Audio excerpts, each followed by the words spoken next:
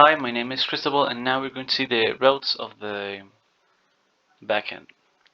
Here, we need to import all the different functions that are in the controllers that we saw in the previous video. So in router.get, in the root position, we call getAllProducts. If you remember, getAllProducts will, as the name says, will get all the products that are in the database. Then the slash users would get all users, slash images will get all images, slash images dot slash the parameter ID. This was the thing that we saw with the where. Here says that the parameter that takes of the ID will be the value that we'll search for in the database. So any of the values that gets in here will be the one that will be the one that the SQLize will be searching for.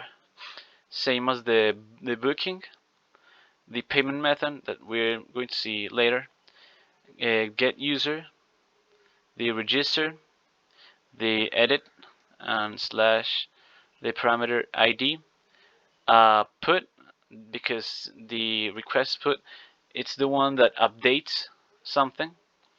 The pause is the one that creates something, and the get only gets information from the database. And get product. All these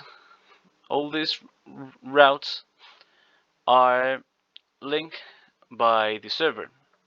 Here we use the express for making a server, and course is used to avoid any of the problems that will come from making the link to the database. So up.use, express.json, and up.use. So this says that any of the requests that are going to be made to the server will need to have this like basic URL. So any of the link, the URL that you use in, like for example, localhost in the 8000 port, and it needs to have slash products. And here it tells that the routes are going to be the one that were previously shown. Then try and catch of like an authentication to see if the connection to database was successful. Then up.listen in the 8000 port to bring up the server. And here we're going to create the object that it's used to make the booking mechanism. So here we define products as a constant and say await product model that find all. Here, as you may remember, it gets all the registers in the product table. But in this case, we're only going to get the attributes that are ID and the stock, and ordered by ID in ascendant form. Then the products mean it gets all the same, but in this case, the attributes are going to be ID, minimum stock, and product name.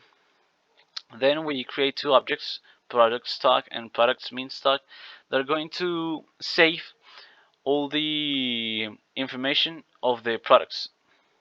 So for this case, in products, we map, like with this for each, we map all the array of products and say that this first parameter represents the element that is being mapped at the moment in the array.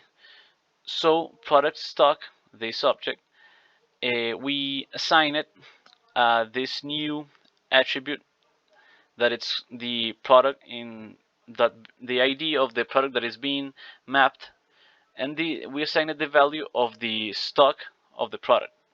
So here we are pushing all the information, but transforming into an object form.